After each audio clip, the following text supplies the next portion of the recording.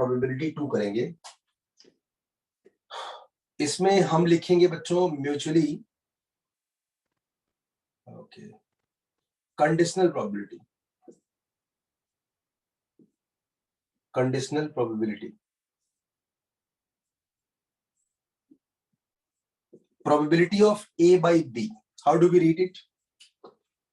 Probability of A when B has already occurred. इसको लिख लो जरा, इसी का नाम है conditional probability. Probability of A when B has already occurred.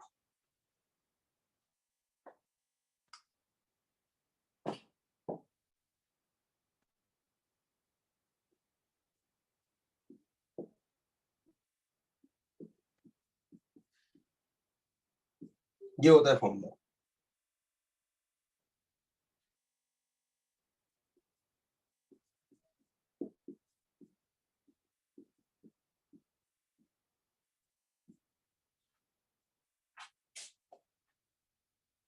और ये बात सिर्फ 2 के लिए ही नहीं, आप 3, 4, 5 के लिए भी कर सकते हो। जैसे probability of A,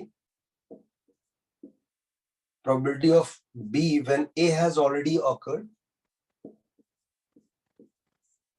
probability of C when A and B both have occurred is equal to probability of happening all of them simultaneously.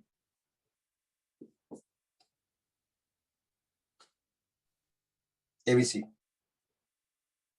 अच्छा, इनके ऑर्डर पे कुछ फर्क नहीं पड़ता है, इनके ऑर्डर से कुछ फर्क नहीं पड़ेगा। मतलब इसी को तुम स्विच कर सकते हो, probability of B then A then C, ऐसा।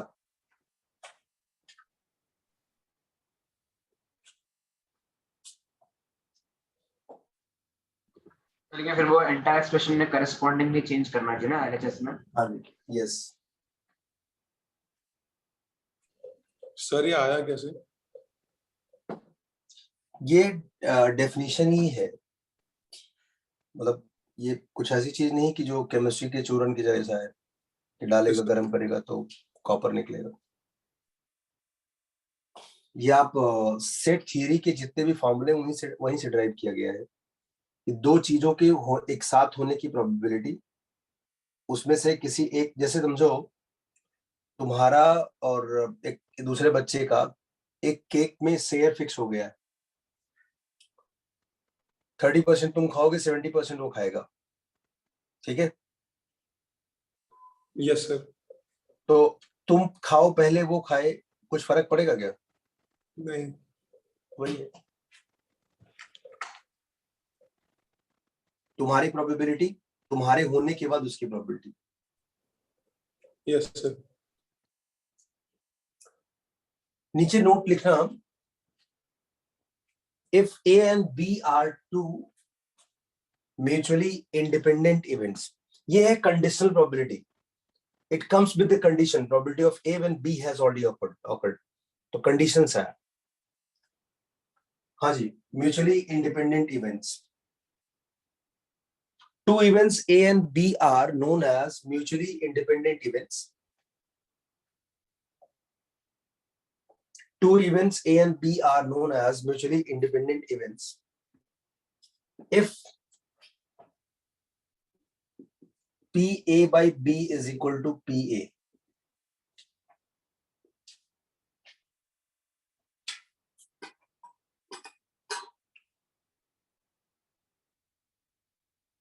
सर एक बार रिपीट करना प्लीज।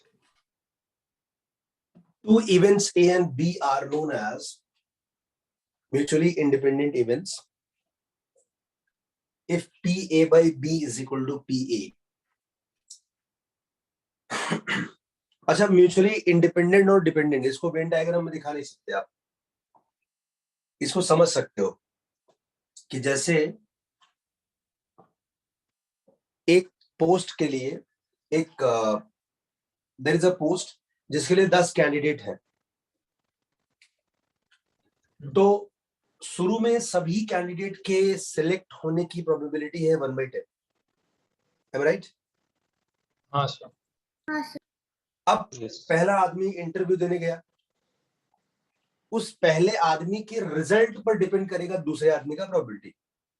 अगर पहला आदमी फेल हो गया तो दूसरे आदमी की प्रोबेबिलिटी हो गई 1/9।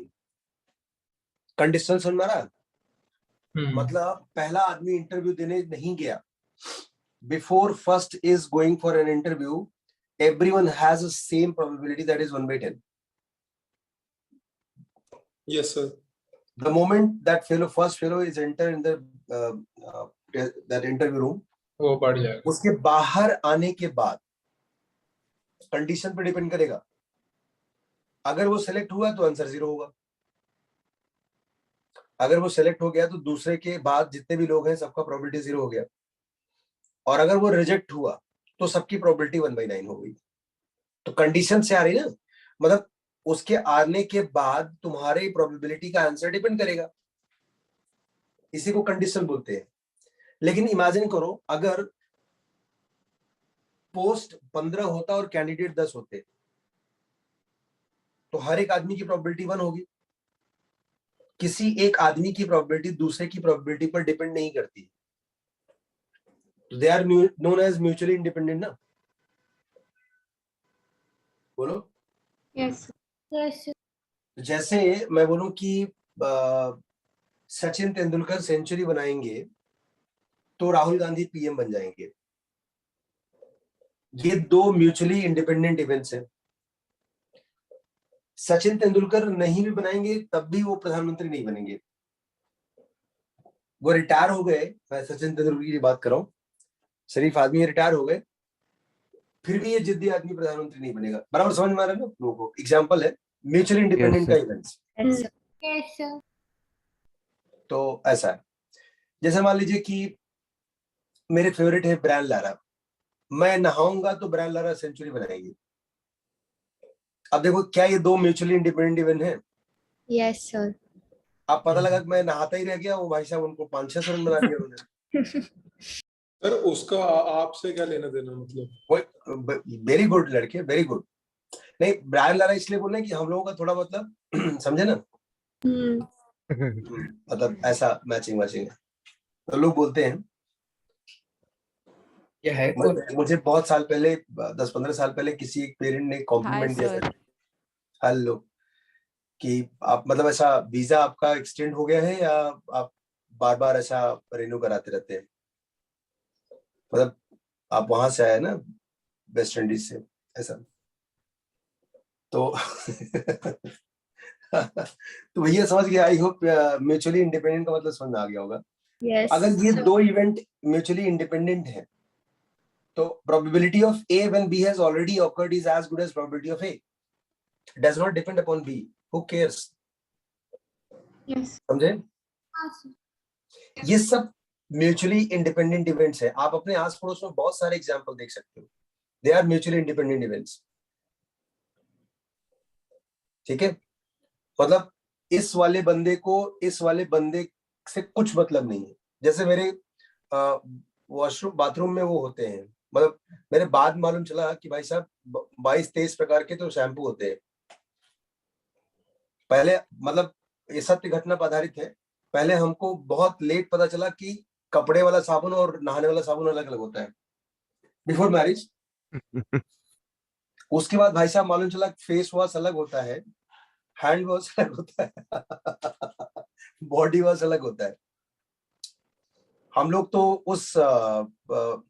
उस जगह से निकले हुए लोग हैं, मतलब यूपी में जय हो।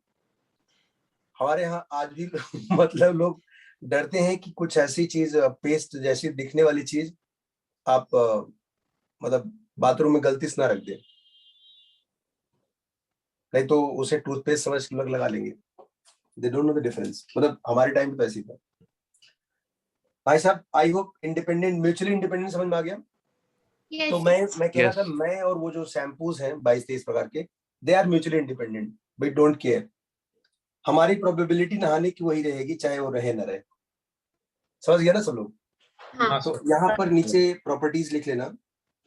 तो हाउ डू वी चेक कि two events are mutually independent और नॉट? देखो ये जो फॉर्मूला है ये बन चुका है PA into PB।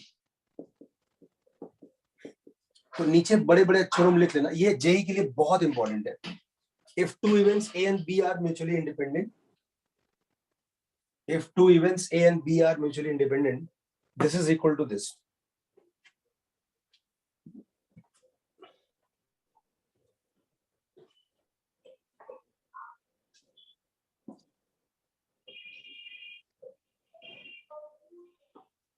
Mutually independent ना?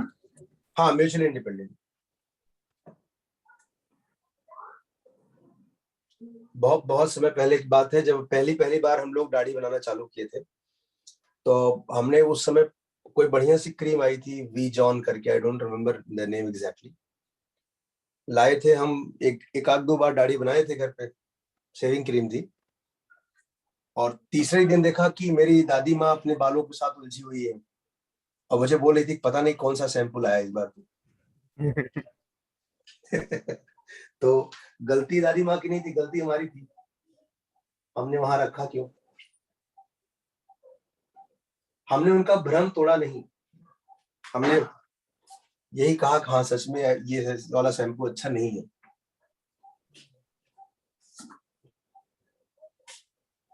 तो भैया लिख लिया आप लोगों ने, दो इवेंट म्यूचुअली इंडिपेंडेंट होंगे अगर ये इसके बराबर होगा। अच्छा, एक्सक्लूसिव इवेंट क्या होता है अग्नि भैया? क्या हुआ सर? एग्जैक्टली, एक म्यूचुअली एक्सक्लूसिव इवेंट क्या होता है? सर एक समय पे एक इवेंट होगा, दूसरा वाला नहीं होगा उसके साथ। सर हाँ sir, like both can happen at the same time, कुछ ऐसा। मतलब या तो नथिंग ये इज होगा common in them, mutually exclusive. तुम दोनों लोग लड़के एक जैसी बातें कर रहे हो, ऐसा लग रहा है कि साड़ू हो। मतलब सर मतलब आप सोचते हो ना? दोनों एक साथ नहीं कर सकते ऐसा कुछ। हाँ, A intersection B is null. Yes sir. आपने, तुम साड़ू का मतलब समझते हो? साड़ू का साड़ू नहीं सर। साड़ू मतलब होता है एक ही दुकान से लुटे दो ग्राहक। अच्छा। मतलब जैसे तुम दोनों का शादी अगर एक ही घर में हुआ है तो साड़ू बोले जाएंगे, लड़की अलग अलग रहे, मारे करे दो। म्यूचुअली एक्सक्लूसिव, आई ये भी थिंक ये टर्म प्रॉपर्टीज में शायद, लिखना है। ये सब टर्म शायद शहर के बच्चे ना समझते हो। श्रुति तेरे को पता है ये वर्ड, ये टर्म्स साड़ू? नहीं। देखा, मैं जानता था, शहर वाले बच्चे नहीं जानते। वो है ना, वो तो गुजराती में बोलते हैं। हाँ, मतलब हर जगह बोलते हैं, मतलब वो होते ही हैं जो साडू मतलब सिस्टर के हस्बैंड ना। हाँ, बराबर, एक ही Yes. घर से दो लोग, दो ग्राहक अगर लुटे हैं तो साड़ू ही कहलाता। ओके, म्यूचुअली एक्सक्लूसिव सबको समझ में आ गया? ये ये सर ये म्यूचुअली भी एक्सक्लूसिव प्रॉपर्टीज है। में लिखना था ना। हाँ जी, ये भी प्रॉपर्टीज में लिखना था ना। हाँ मैं आ रहा हूँ, रुक जाओ, मैं क्वेश्चन फ्रेम कर रहा हूँ। क्या म्यूचुअली एक्सक्लूसिव और म्यूचुअली इंडिपेंडेंट दोनों सेम हो सकते हैं? Can I call mutually exclusive events are mutually independent and vice versa? क्या सर, क्या सर? भाई साहब ऐसा मत पकाओ प्लीज। क्या दो इवेंट म्यूचुअली एक्सक्लूसिव हैं तो वो म्यूचुअली इंडिपेंडेंट हो सकते हैं? और उसमें से एक को 0 होना पड़ेगा ना, फिर पीए या पीबी को। हो सकता है। सर दोनों हो बस, कैसे हो सकते हैं? वेरी गुड अक्षर, कैसे? तो कोई एक अगर पी ऑफ ए और पी ऑफ बी में कोई जीरो हो जाएगा, ऐसा हम लोग को ऐसा कोई इवेंट सेलेक्ट। ये तो वैसे हो गया ना कि जैसे mister Gandhi will become PM. या सर दोनों भी 0 हो सकते हैं। हाँ, हम लोग कोई ऐसा इवेंट सेलेक्ट करेंगे कि मतलब कोई एक या फिर दोनों जीरो हो जाए। मतलब किसी भी इवेंट का प्रोबेबिलिटी 0 होने का मतलब वो इवेंट कभी नहीं हो सकता है। जैसे तुमने सिक्का उछाला और तुमको क्वीन मिल गया, ये सिर्फ लालच का प्रतीक है, ये मिलता नहीं कभी। लड़के तुम खामोश हो गए हो, तुम ऐसा लग रहा है सेटल्ड हो गए इस पे। सिक्का उछालने से क्वीन नहीं मिलता है, हेलो नटखट गोपाल। तो भाई साहब यहां पर नीचे लिख लेना, two mutually exclusive events can not be mutually independent events unless one of them is an impossible set event. Repeat कर सकते हो mutually, प्लीज? हाँ मुझे पता है, two mutually exclusive events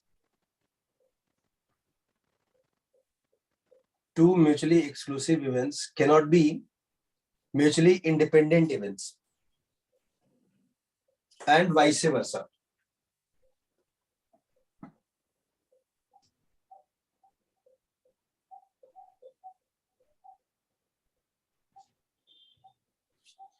Unless one of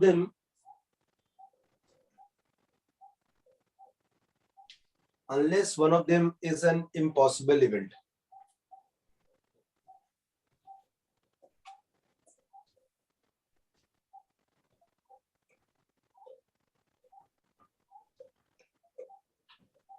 देख लो ना, म्यूचुअली एक्सक्लूसिव होने के लिए ये 0 होना पड़ेगा और इंडिपेंडेंट होने के लिए ये जरूरी है। तो ध्यान से नोटिस करो, अगर दो इवेंट इंडिपेंडेंट है और एक्सक्लूसिव है तो ये 0 होगा, तो इन दोनों में से किसी एक को 0 होना पड़ेगा। किसी इवेंट का प्रोबेबिलिटी 0 होने का मतलब वो इवेंट इम्पॉसिबल है। Yes sir. जैसे सिक्का उछाला, क्वीन आया, मिस्टर गांधी पीएम बने, और आईटी के बाद लाइफ सेट है, ये स्टेटमेंट याद है ना वो सीक्वेंस? हाँ सर। 10वीं पास कर लो, लाइफ सेट है। फिर 12th अच्छे नंबर से, कुछ नहीं हुआ, उसके बाद आईआईटी, लाइफ चेंजिंग, फिर शादी। उसके बाद तो भाई साहब हमारे गांव में, मतलब ये बहुत कॉमन डायलॉग था, अगर तुम लोग इंसिस्ट करो बताऊं। बताइए। मैं शादी नहीं करना चाहता था, लेकिन दादी की तबीयत ठीक नहीं चल रही थी, तो दादी ने कहा कि बस मरने से पहले तेरी शादी देखना चाहती हूँ। बहुत कॉमन डायलॉग। दादी ने शादी देखा, दादी ने फिर मतलब बोला कि पोता देख लूं तब मर जाऊं, तो ऐसा पोता भी हुआ, फिर पोते का भी शादी दादी की जल्दी इच्छा थी, फिर पोते को भी मतलब बेटा हुआ। इस प्रकार से लगभग 6 जनरेशन दादी देखी, अभी तक गई नहीं दादी। दादी सीधा भगवान को नीचे देखना चाहती है। ये हमारे गांव में बहुत ही कॉमन, और सच में ऐसे घनघोर घरघोर अंकल आंटी हैं ना, मतलब उनको खुद याद नहीं कि 100 के कितना ऊपर निकल आए हैं अभी तक। सच बताएं, मजाक नहीं कर रहा हूँ। मेरे इमीडिएट पड़ोसी, वो वाला पड़ोसी नहीं जिसके 19 बच्चे हैं, वो तो ऐसा, बस उनको हम वो भारत रत्न दिलवाना चाहते हैं। सर सच्ची 19? अरे मैं कैसे तुम्हें बताऊं, नाम नहीं ले सकता ना, तो बगल वाले दुश्मनी हो जाएगी। 19 बच्चे, और उनका बच्चा मतलब बहुत क्रिटिसाइज किया था, बड़ा बड़ा बच्चा जो बड़ा बेटा था, बहुत बोला कि डैडी मतलब काम धाम है कुछ नहीं, ऐसा मतलब बोलते थे।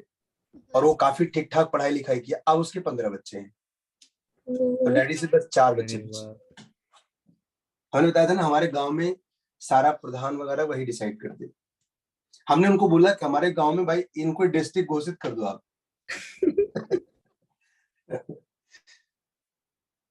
ये यूपी की परंपरा है बच्चे। तो बच्चों अभी देखो, हम आपको सिखाएंगे कैसे आप दो इवेंट, म्यूचुअली एग्जॉस्टिव इवेंट है, एक्सक्लूसिव है या इंडिपेंडेंट है, चेक करते कैसे करते हैं, ये मैं आपको सिखाता हूं। बट उसके पहले एक छोटा सा और आपको अच्छा, उसमें प्रॉपर्टीज हम लोग लिख रहे थे, प्रॉपर्टीज में एक पॉइंट और लिख लेना। If A and B are mutually independent events, बस इसको लिखवाने की जरूरत नहीं। हाँ क्वेश्चन नहीं, प्रॉपर्टीज में ही है। If A and B are mutually independent events, then A bar and B will be mutually independent event.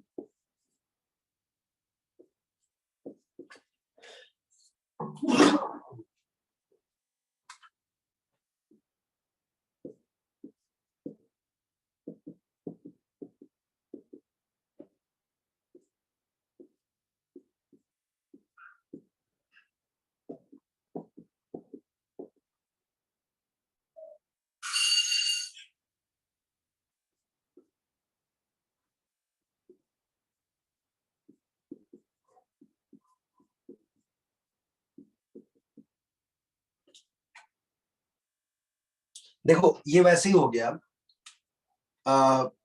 मतलब सचिन तेंदुलकर सेंचुरी बनाए, मिस्टर गांधी पीएम बने। सचिन तेंदुलकर ने सेंचुरी नहीं बनाया, मिस्टर गांधी, वो नोट वाले नहीं भाई साहब, मिस्टर गांधी पीएम बन गए। इंडिपेंडेंस समझ में आ रहा है? इन्होंने सेंचुरी बना दिया और ये पीएम नहीं बने, ना इन्होंने सेंचुरी बनाया ना ये पीएम बने। म्यूचुअली इंडिपेंडेंस समझ में आ रहा है? Yes. यस ये कहानी। और ये क्या है, हमको पता है कि ये PA/B is as good as PA ना, because they are independent. Yes. PA plus PA bar is 1. हाँ.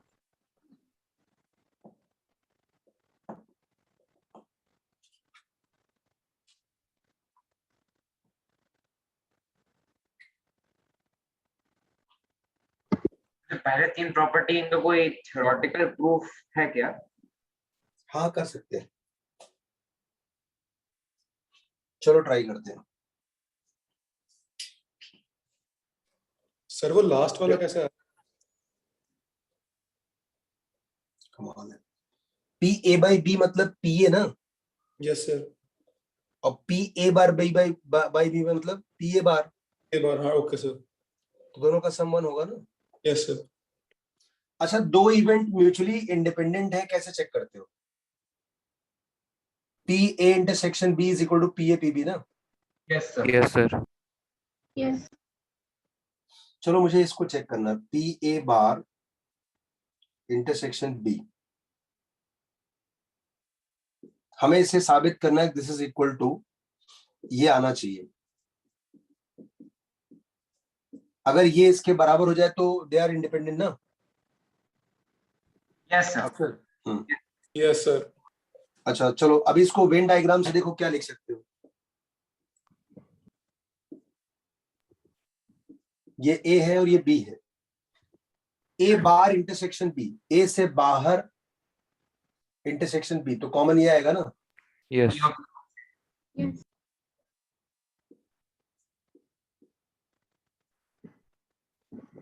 यस और अगर A और B म्यूचुअली इंडिपेंडेंट है तो क्या लिखोगे तुम?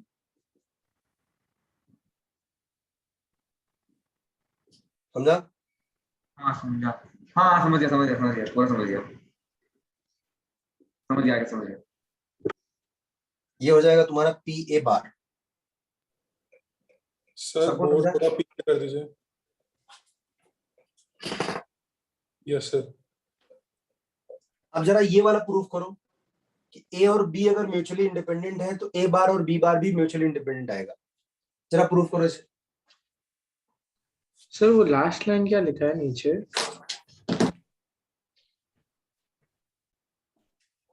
ये वाला, लास्ट वाला, हाँ। इन दोनों में से PB कॉमन आएगा, 1 माइनस PA। 1 माइनस PA होता है PA बार। वो दिख रहा नहीं है। अरे यार, अभी ठीक है?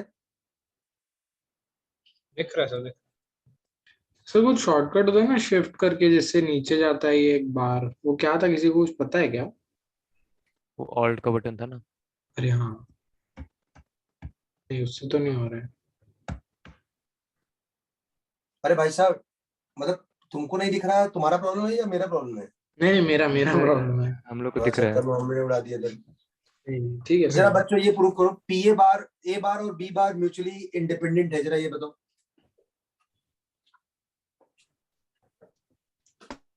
A bar B bar mutually independent अगर होगा तो PA bar intersection B bar is equal to PA bar into PB bar. ये मत, एक मिनट।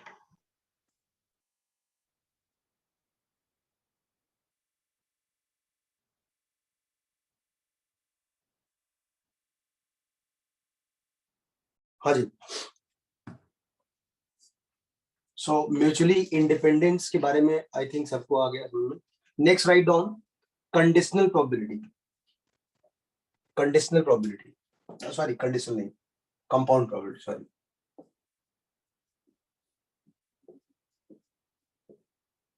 कंपाउंड प्रोबेबिलिटी सर इसका वेटेज क्या होता है चैप्टर का?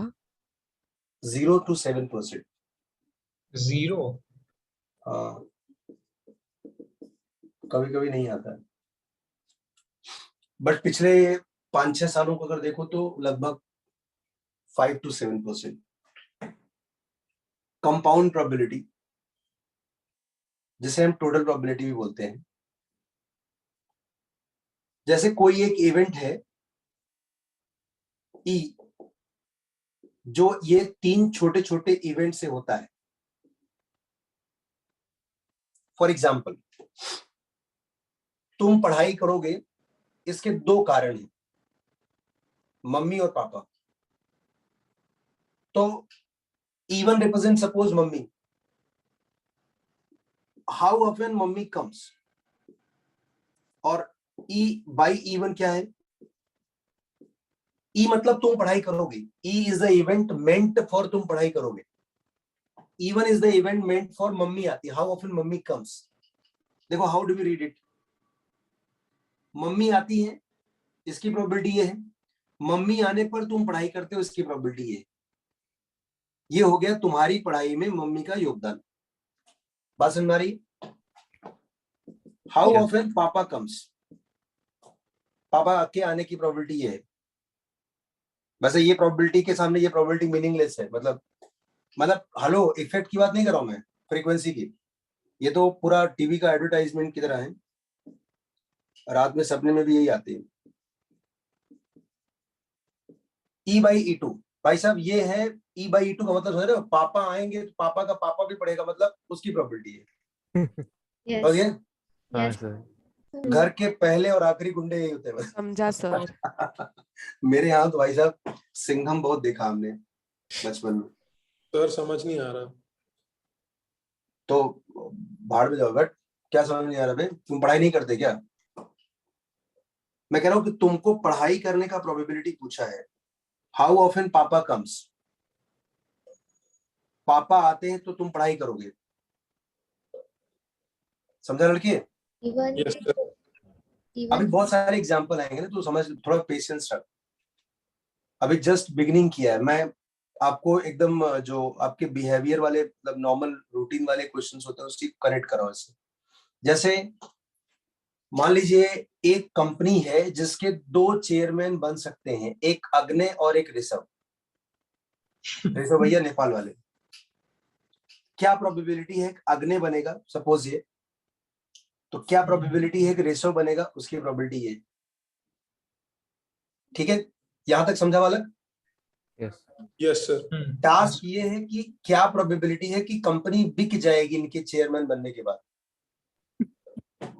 तो अग्ने के चेयरमैन बनने की प्रोबेबिलिटी ये है, और जैसे ही वो चेयरमैन बना, भाई साहब वो कंपनी बेचेगा, इसकी प्रोबेबिलिटी ये है। ऋषभ भैया चेयरमैन बने, चेयरमैन बनने के बाद कंपनी बेच देंगे, इसकी प्रोबेबिलिटी है। तो क्या प्रोबेबिलिटी है कि कंपनी बिक जाएगी? अच्छा, ये फालतू की चीजें कहां पर यूज होती है जो जबरदस्ती चिपका दिया गया है? भाई साहब जैसे तुम सोचते हो इंडिया और ऑस्ट्रेलिया का क्रिकेट मैच हो रहा है, कभी तुमने नोटिस किया कि वो 7 ही मैच का सीरीज क्यों हुआ, 5 मैच का सीरीज क्यों नहीं किया? और कभी तुमने देखा कि जो मैच की सीरीज होते हैं उसके नाम भी बड़े अचानक से आ जाते हैं, दिस एंड दैट सीरीज, हाँ है ना? तो कभी कभी वो आता है कि Gavaskar and border series, yes ऐसा लग रहा है दोनों लोग लड़ रहे हैं। तो ये जो फैसले होते हैं ना, ये इमोशनल डिसीजन नहीं, सिक्का उछाला चलो कल ये नाम रख लेते, ये सब स्पॉन्सर्ड बेस होता है। जैसे मान लीजिए मेरी कंपनी इंडिया को फेवर करना चाहते हैं, तो हम ये प्रोबेबिलिटी निकालेंगे कि इंडिया उस गेम, उस सीरीज को जीते। मेरा ऑब्जर्वेशन है कि मैं अगर इस कंपनी पर, इस टीम पर पैसा लगाऊंगा, उसके व्यूअर्स इतने हैं, उसमें उस व्यूअरशिप में मुझे इतना टीआरपी मिलेगा और इतना ऐड मिलेगा मेरा। तो मैंने कैलकुलेट किया कि मेरे को अगर 50,000 करोड़ का बिजनेस मिलता है इस सीरीज से, तो I will back to the India team, and फिर उसके लिए जो भी खर्च होगा आई बियर इट दैट। तो ये जो नंबर ऑफ गेम्स होते हैं, that is based on that calculation, how they calculate it.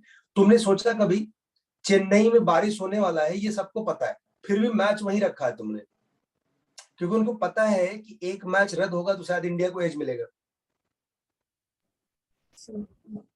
वो लोग कैलकुलेट करते हैं कि इस ग्राउंड में पिछले 10 मैचेस में इंडिया के विनिंग चांसेस कितने हैं।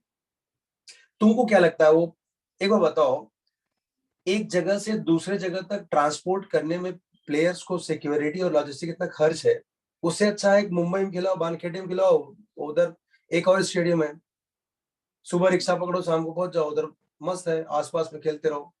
वो क्यों इतना पूरा कंट्री में घुमाते हैं? एक तो उनको ऑडियंस मिलेगी, नई जगह जाएंगे तो, दूसरा उनको पिच ग्राउंड भी देखना है कि इस ग्राउंड पे हमारे विनिंग चांसेस क्या है।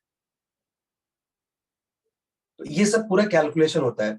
तो जैसे तुम स्टॉक में पैसा लगाते हो, इट्स नॉट कि जय प्रभु रक्षा करना, बी ऑप्शन है, आज मंगलवार का दिन है तो आज इस नाम की कंपनी में पैसा लगा दूंगा, जैसे तो लुट जाएगा तुम भाई साहब। वो लोग पूरा स्टार्ट्स निकालते हैं कि पिछले 50 साल में जब कंपनी का फीचर यहां था तो प्रोबेबिलिटी के, ये जो तुम्हारा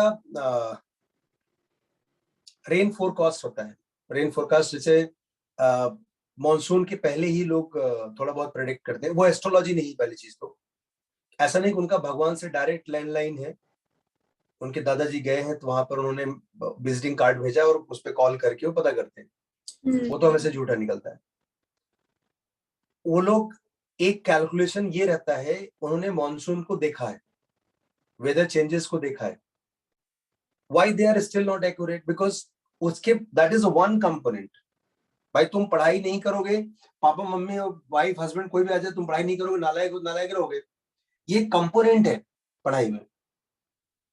तो वो एक कंपोनेंट होता है। दूसरा कंपोनेंट होता है कि पिछले 100 साल के बारिश का पैटर्न उनके पास होता है, कि अगर पिछली बार 60% बारिश हुई है तो इस बार 90% होने की क्या प्रोबेबिलिटी, वो पूरा कैलकुलेट करते हैं। That is how they come out with the total probability. तो टोटल प्रोबेबिलिटी में हर एक जो छोटे छोटे कंपोनेंट्स होते हैं वो कंसीडर किए जाते हैं, दैट्स व्हाई ये काफी क्लोज होता है रियलिटी से। जैसे तुम लोग न्यूज में देखता होगा कि आज इंडिया पाकिस्तान का वर्ल्ड कप मैच है, क्या प्रोबेबिलिटी है कि India will win the match? 100%। मतलब समझिए ना, उन्होंने पहले से स्टैट्स निकाला, वो कोई एस्ट्रोलॉजी नहीं है, वो स्टैटिस्टिक प्रोबेबिलिटी ही है बेसिकली। सो ये है। तो अगर मान लीजिए कंपनी बिकने की प्रोबेबिलिटी बोलेगा तो ये कहानी होगी। तो ये बहुत काम की चीज है, बहुत ध्यान से देखना। हम इसे जे एग्जाम्स के भी टाइम पे यूज करते हैं। सीनियर लोग तुम्हारा एग्जाम लिखने जा रहे हैं ना, हम लोग उसमें डिफरेंट डिफरेंट प्रोबेबिलिटी चिपकाते हैं कि पिछले साल में ये जो वैरायटी क्वेश्चन आए, ये एक प्रोबेबिलिटी है, कंपोनेंट हो गया। पिछले साल जो नहीं पूछा वो इस साल आ सकता है, इसकी probability. This is how we add and we come out with the conclusion. चलो एक और देखते हैं, इसी पे एक कंपोनेंट और डायर कर लेते हैं। जैसे एक आदमी ऑफिस जाएगा, ऋषभ को ले लो, मारवाड़ी बंदा है, पैसे की बचत कैसे करे इससे पूछो। 1 रुपए में 3 अठन्नी ढूंढने वाला बच्चा है। तो अठन्नी मतलब 50 पैसा। एक आदमी ऑफिस जाता है, देखो उसको रिक्शे के पीछे भागता है, बस के पीछे भागता है और ट्रक के पीछे भागता है। मतलब ऐसा भाग के जाएगा तो पैसा बचता है, ऑफिस टाइम पे पहुंचता है। रिक्शा, बस और ट्रक, ठीक है। अगर आदमी रिक्शे के पीछे जाएगा तो टाइम पे पहुंचेगा, उसकी प्रोबेबिलिटी है। बस के पीछे जाएगा तो टाइम पे पहुंचेगा, उसकी प्रोबेबिलिटी है। ट्रक के पीछे जाएगा तो टाइम पे पहुंचेगा, उसकी प्रोबेबिलिटी है। तो क्या प्रोबेबिलिटी है कि आदमी टाइम पे पहुंचेगा? तो सबसे पहले क्या प्रोबेबिलिटी है कि आदमी रिक्शे के पीछे भागेगा? अगर रिक्शे के पीछे भागेगा तो टाइम पे पहुंचेगा, उसकी क्या प्रोबेबिलिटी है? ये सब डेटा दिया जाएगा, एस्ट्रोलॉजी नहीं। इन सारे कंपोनेंट को ऐड करोगे तो यू विल गेट दिस, उसके ऑफिस टाइम पे पहुंचने की प्रोबेबिलिटी। यहाँ पे जो ये इवेंट्स E1 E2 E3 है, ये इवेंट ई का म्यूचुअली एग्जॉस्टिव इवेंट है क्या? हाँ, 3 ही तरीका है ना, तुम सुपरमैन तो है नहीं, 3 ही तरीके से जाएगा। यस, उसका म्यूचुअली एग्जॉस्टिव कहने का मतलब ये है कि इन तीनों का सम 1 आना चाहिए। इन तीनों का, ये तीनों म्यूचुअली एग्जॉस्टिव होना जरूरी नहीं है, इन तीनों का सम 1 आना बिल्कुल जरूरी नहीं है, क्योंकि वो रिक्शे से ऑफिस टाइम पे भी पहुंचेगा, नहीं भी पहुंचेगा, 2 केसेस आएंगे, वो दोनों म्यूचुअली एग्जॉस्टिव होंगे। भाई मैंने खाना ज्यादा खाया मेरा पड़ोसी को गुड़गुड़ी हो रहा है पेट में, ये कोई कनेक्शन ही नहीं है। हम दोनों एग्जॉस्टिव नहीं है ना। रिक्शे के पीछे भागेगा, टाइम पे पहुंचेगा नहीं पहुंचेगा, ये 2 केसेस एग्जॉस्टिव हैं। इसका बगल वाले से क्या रिलेशन? तो ये तीनों इवेंट एग्जॉस्टिव होना जरूरी नहीं है, बट ये तीनों इवेंट एग्जॉस्टिव होना जरूरी है, बिकॉज उसके पास यही 3 तरीका है। चलो एक बहुत पर्सनल सा क्वेश्चन बताता हूं अग्नि, तुम्हारे लिए बहुत जरूरी, ध्यान से तुम एग्जाम लिखने जा रहे हो, ठीक है? मान लीजिए एक बच्चा है जिसका नाम मैं नहीं लेना चाहता हूं, अग्नि ध्यान सुनना। वो एग्जाम में 3 तरीके से क्वेश्चन सही लिखता है, मतलब क्वेश्चन लिखता है। Either he copies the answer or he guesses the answer, और फिर rarest of rare case he knows the answer. There are 3 ways to mark the answer. सब लोग क्लियर है? एक बच्चा है जिसका नाम मैं नहीं ले सकता, नहीं तो मेरे को बुरा लगेगा।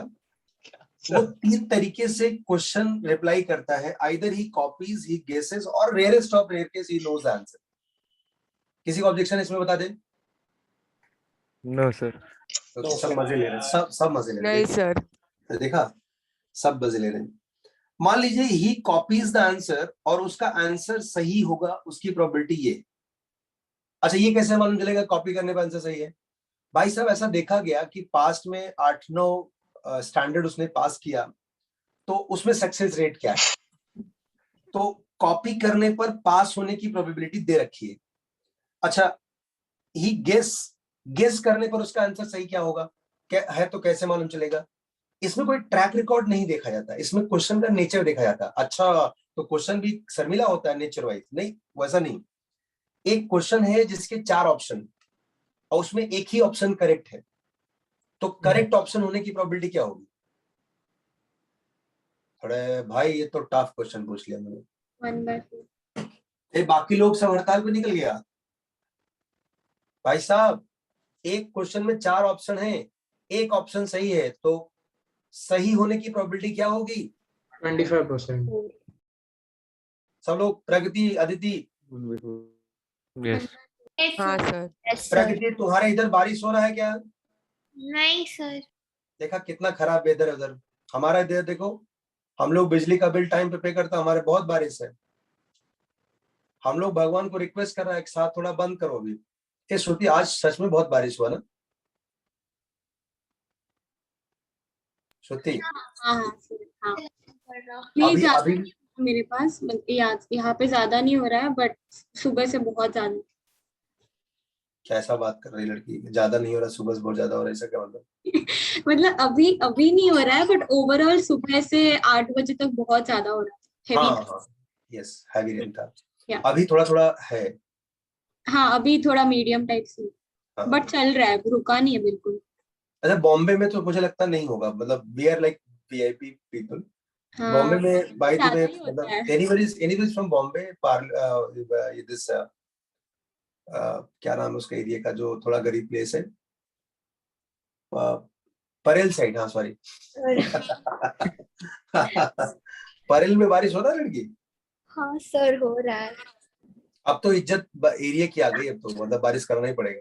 सर लाइक अभी ड्रिजल हो रहा है, पर 1 घंटे पहले मतलब था बराबर। बहुत तेज था। हाँ। लड़की, 1 घंटे में तो तुम्हारा इलाका डूब जाता है, उसीलिए उसका नाम है लोअर परेल। अरे सर, वो सायन माटुंगा वो सब डूब अच्छा, वो उधर वाले इधर को बोलते हैं। जाता। ये देखो बच्चा, ध्यान से फिर से हम लोग आ जाते हैं अगले भैया के एग्जाम में। ये कॉपी करते हैं, मतलब कॉपी तो कर लिया ना, गेस करते हैं तो आंसर के सही होने का प्रोबेबिलिटी है। अच्छा भैया, इसको आंसर पता था, तो आंसर के करेक्ट होने की प्रोबेबिलिटी क्या होगी? दुनिया का सबसे घनघोर गवार मिस्टर गांधी ही होगा जो आंसर के पता होने पर भी गलत बतावे। ये तो फुल होगा ना, 100%। Yes, yes, yes. देखो बता, आंसर तुमको पता है तो तुम गलत क्यों बताएगा? Yes. तो अभी आपको समझ में आया ये टोटल प्रोबेबिलिटी क्या है? पक्का? आंसर आते तो भी अगर ऐसे कैलकुलेशन एरर होगा तो फिर गलत आंसर हो सकता है ना। क्या भाई साहब? अगर आंसर आता है लेकिन अगर कुछ कैलकुलेशन एरर या फिर कुछ और एरर कर दिया तो फिर गलत होने का चांस तो है ना, लेकिन तभी भी अरे भाई साहब, यहाँ निबंध थोड़ा लिख रहे हैं, वो तो डेटा होगा ना, डेटा। उसमें कैसा लिखा रहेगा लल्ला? अब मुझे समझा बच्चों को ना मिस्टर गांधी क्यों पसंद है। कैलकुलेट करने के सब बाद ही तो साथ आंसर साथ आएगा ना। लोगों देखता है। तुम्हें आंसर पता है, इसकी प्रोबेबिलिटी दे रखा है। तुम्हें आंसर पता था तो तुम्हारे आंसर के सही होने की प्रोबेबिलिटी क्या होगी, ये पूछेगा तुमसे। तो क्या लिखोगे कि हम मंदबुद्धि का डैडी हैं, हम तो जानते थे फिर भी हमने तुक्का मारा। ये डेटा है ना लड़के, इसमें तुम्हारे मन के अंदर क्या हलचल चल रहा है, वो रैंडम एरर्स, वो सब काउंट नहीं किया जाएगा। It's just data. इसका बाइनरी आंसर ही होगा। समझ गया? जो तुम हलचल बता रहे हो वो हलचल ऑलरेडी कंसीडर करके बताया गया आंसर। ठीक है सर। बाकी किसी के मन में थॉट और हो बता दे कंपाउंड प्रोबेबिलिटी के लिए। अच्छा, ये केसेस सिर्फ 3 नहीं है, 3000 भी हो सकते हैं, n केसेस हो सकते हैं। ये टोटल प्रोबेबिलिटी ऐसे आता है। सागर, तुम्हें समझ में आ रहा है ये वाला? सागर, अच्छा एक और देखो। मान लीजिए एक बच्चा है मिस्टर गुप्ता, और एक बच्चा है मिस्टर अग्रवाल, और एक बच्चा है मिस्टर श्रीवास्तव। ये इन तीनों का ना साइकिल बनाने का फैक्ट्री है। सपोज सब लोग अपना अपना फैक्ट्री में साइकिल बनाता है। तो इन तीनों ने डिसाइड किया कि हम एक जगह गोडाउन फिक्स करेंगे, वहीं पर हम अपना माल रखेंगे। साइकिल का टायर क्या बनाते हैं लोग? साइकिल का टायर बनाते हैं। ठीक है, तीनों ने डिसाइड किया कि हम अपने गोडाउन एक जगह बनाएंगे और हम अपने सारे माल वहीं रखेंगे। तो भैया अग्नि बाबू ने कहा कि भाई साहब माल वहां पर किसका कितना होगा, ये हाइट के प्रोपोर्शन में आएगा। तो अग्नि भैया जो है वो बुर्ज खलीफा से थोड़े से ही छोटे हैं। तो ध्यान से देखो, मान लीजिए अग्नि का उस गोडाउन में 50% शेयर है, और ऋषभ बाबू का 40% है, और सबसे छोटा अपना अक्षत है उसका 10% है। ध्यान से देखो, इन तीनों का शेयर 100% आएगा। यहां तक समझ में आया सबको? हाँ। Yes sir. ध्यान रखना, तीनों क्या बनाते हैं? टायर। टायर के साथ क्या बनाते हैं वो भी पता चलेगा। इन भैया की कंपनी में मान लीजिए 2% टायर डिफेक्टिव है, मतलब ऐसे टकला निकला है टायर में। इन भैया की कंपनी में 4% का टायर डिफेक्टिव है, और इन भैया की कंपनी में सिर्फ डिफेक्टिव टायर है, उसमें ज्यादा प्रॉफिट है। मतलब कुछ भी नंबर दे देते हैं, 10%। तो एक बंदा उस गोडाउन से एक टायर निकाला, क्या प्रोबेबिलिटी है कि वो टायर डिफेक्टिव होगा? आप सभी लोग क्वेश्चन समझ में आ रहा है? हाँ। तो सबसे पहला क्वेश्चन ये होगा, ई मतलब डिफेक्टिव। सबसे पहला आएगा कि क्या प्रोबेबिलिटी है कि वो टायर अग्नि कंपनी से, और अगर अग्नि कंपनी से है तो उस टायर के डिफेक्टिव होने की प्रोबेबिलिटी क्या होगी? अग्नि कंपनी का टायर होने का प्रोबेबिलिटी ये है, अग्नि कंपनी के टायर के डिफेक्टिव होने की प्रोबेबिलिटी ये है। क्या प्रोबेबिलिटी है कि tyre is from Agarwal company, Nepal वाले अग्रवाल कंपनी से है तो टायर के डिफेक्टिव होने की प्रोबेबिलिटी ये।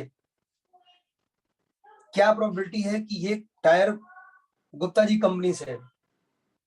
ये गुप्ता जी सिंस डिफेक्टिव, मतलब क्या प्रोबेबिलिटी को डिफेक्टिव होगा? डिफेक्टिव होने की प्रोबेबिलिटी है। इन सभी को this into this, this into this, this into this करोगे तो जो नेट वैल्यू आएगा वो उस टायर के डिफेक्टिव होने की प्रोबेबिलिटी है। बात समझ आ रही? हाँ सर। हाँ। ये this is how you know. जैसे एक बात इमेजिन करो, अभी मान लीजिए मैगी बनता है, तो फूड डिपार्टमेंट जो होता है वो मैगी को टेस्ट करता है, क्वालिटी। तो तुमको क्या लगता है, मैगी मतलब रामदेव ने बेचारे ने 400 प्लेट मैगी बनाया, तो 400 के 400 प्लेट वो टेस्ट कर लेगा? साहब जैसे जैसे आपका प्रोडक्शन हो आप देते हम टेस्ट करते जाएंगे। नहीं सर। नहीं तो फिर तो मतलब बेचारा वैसे ही उसका एक मतलब आंख में प्रॉब्लम है, तुम चाहते हो पूरा शरीर में प्रॉब्लम हो जाए। मतलब टेस्ट का मतलब वो सैम्पलिंग होता है बॉस। हाँ। एक छोटे से सैंपल लेंगे कि इस लोकेशन का सैंपल, इस लोकेशन का सैंपल, इस लोकेशन का, फिर उनमें जो रिजल्ट आता है वो प्रोबेबिलिटी से पता चलता है। फिर उनको बताया जाता है भाई साहब आपकी गुणवत्ता ऐसी है, क्वालिटी ऐसी है, इसको आइदर इम्प्रूव करो और नहीं तो हम आपका प्राइस अप कर देंगे। सर हाँ, तो अगर टोटल टायर्स 100 हुए तो मतलब खराब टायर आने का प्रोबेबिलिटी हुआ 16% ना? हाँ जो भी आएगा, यस हाँ हाँ वही। 16%। मतलब फिर अब मार्केट डिपेंड करता है कि इस सैंपल को प्राइस अप करेगा। जैसे कोई भी क्वालिटी जैसे कम होता है ना, हमेशा याद रखना, तो गवर्नमेंट टैक्स उसमें बढ़ा देते हो। ऐसा नहीं खराब क्वालिटी है तो कैसे भी बेच रहे, ये हमको भी तो हम तुमको प्रमोट करता है, ऐसा नहीं। गवर्नमेंट तो टैक्सेस बढ़ा देगा, टैरिफ आपका बढ़ जाएगा। आपकी क्वालिटी खराब है, आपने गवर्नमेंट को ज्यादा टैक्सेस दिया है, government doesn't want promote you, और आपको सस्ते में अपना माल निकालना है तो आपके लॉसेस ज्यादा होंगे। फिर समझा ना, this is how they discourage and this is how they take the sample. Okay. जैसे वो नेस्ले का बीच में मैगी 2-3 साल पहले कांड हुआ था, याद होगा। हाँ हाँ तो सर। ऐसा नहीं था कि उनकी जहां जितने भी मैन्युफैक्चरिंग यूनिट थे सब जाकर के सैंपलिंग ली गई। ये सब यही तो कांड होता है ना कि पॉलिटिशियन आपके फेवर में है या odds in favour and odds in against. उन्होंने क्या किया, एक यूनिट को टारगेट किया, और वो भी इंटरनल टारगेट हो सकते हैं। मतलब जैसे मैं बोलूं कि अग्नि मान लीजिए एक यूनिट का मैनेजर है, इसको वहां पर एक्स मिलता है, तो गुप्ता जी बाबा रामदेव टाइप है मान लीजिए, आंख सही है इनका, मतलब कंपनी इनका है। तो मान लीजिए इन्होंने कहा कि साहब मेरे को इस कंपनी को बैंड बजाना है, तो जहां पर मैनेजर अग्नि है, अग्नि को एक्स मिलता है सैलरी वहां पर। मतलब बाबा ने बोला भाई साहब ये ले 10x और तू थोड़ा प्रोडक्ट का क्वालिटी आगे पीछे कर ले। एक इमेजिनरी स्टोरी है। और मैं हूं गवर्नमेंट में बैठा हुआ आदमी जो जाकर के टेस्ट करेगा। ये ऑनलाइन बिड है boss, hidden secret, top secret, अब ओपन सीक्रेट है। मेरे को पता है कि मुझे अगर छापा मारना मतलब चेक करना है, टेस्ट करना है, तो मैं वही वाले यूनिट को चेक करूंगा। तो मैं वहां से सैंपल ले आया और देखा साहब इसमें नमक ज्यादा है। टूथब्रश में नमक होना चाहिए था टूथपेस्ट में, इसमें तो मैगी में नमक ज्यादा है, या जो भी उनके कंटेंट हानिकारक काइंड ऑफ। तो दिस हाउ मैंने डिक्लेयर किया बॉस, इसकी जो मतलब ऐसा नहीं था कि उन्होंने बैन किया था पहले। तो आप क्या करोगे, आपका सैंपल अच्छा नहीं है, अब आपको उस पर टैक्सेस बढ़ाना है और कंपनी को वो प्रोडक्ट निकालना है अगर, तो दो चीजें, या तो अपनी साख बचाए, तुम्हारा मुंह बंद करे, बाहर पब्लिक में जा नहीं पाए, प्राइस अप होने वाला है। जो कभी कभी आप देखते होगे ना, बहुत सारे ऑफर्स आते हैं कि 2 के साथ 1 फ्री। तो भाई साहब जो फ्री वाला आता है ना, वो इन्हीं में से कोई रहता होगा, वो अलग से ही फ्री रहता है। मतलब आई एम नॉट सेइंग कि कोई तुम्हारे हेल्थ के यूजुअली साथ आउटडेटेड या लोअर क्वालिटी। हाँ, थोड़ा सा कम ज्यादा वैसे ही रहता है।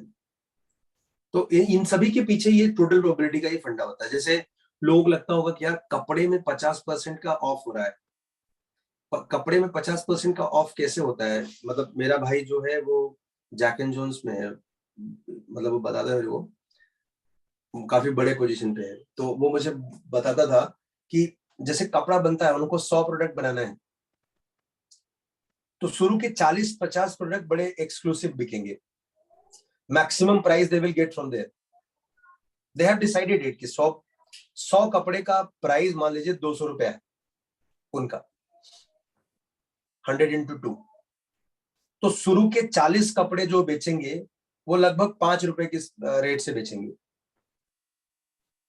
4 मान लो 160 आ गया। अब बचे जो 60 ड्रेस, उनमें वो 3 से बेचे, 2 से बेचे, तो भी उनको नुकसान नहीं, बिकॉज उनको जो चाहिए था वो मिल गया। और इसमें फिर वो ड्यूरेशन इतना हो जाता है बिकने में कि उसको एक जगह स्टॉक करने में जो खर्च आएगा, लॉजिस्टिक खर्च, वो इतना ज्यादा होगा कि उसको सस्ते में बेचना ज्यादा फायदेमंद। This is how we get the offer. ये सब टोटल प्रोबेबिलिटी का ही पार्ट होता है। दे इवैल्यूएट इट कि इसको हम एक जगह स्टॉक करें 60 कपड़ों को, उसका स्टॉक और मेंटेनेंस का जो खर्चा है वो इस कपड़े के दाम को रोज कितना कम कर रहा है। अगर मैं 50% ऑफर दे देता हूँ तो मुझे ऑब्जर्वेशन है कि 10 दिनों में निकल जाएगा। They come out with the formula. तुमको क्या लगता है जो एमबीए वाले बंदे जाते हैं, आईआईटी करने के बाद एमबीए करके जाते हैं, कपड़े बेचवाते हैं, तो ये क्या कपड़े ही दिखाते हैं भाई साहब ये ले लो प्लीज, अच्छा वाला पैंट है, वो उनका काम ये नहीं है।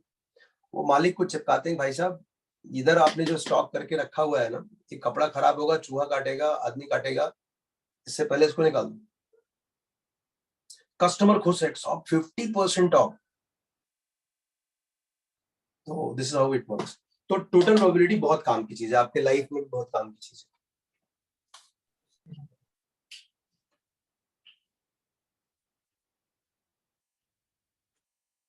समझ में आया अभिराज बाबू? Yes sir. अब दूसरा नेक्स्ट वन है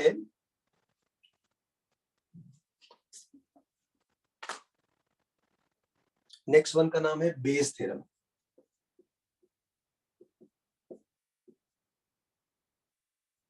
बेस थ्योरम,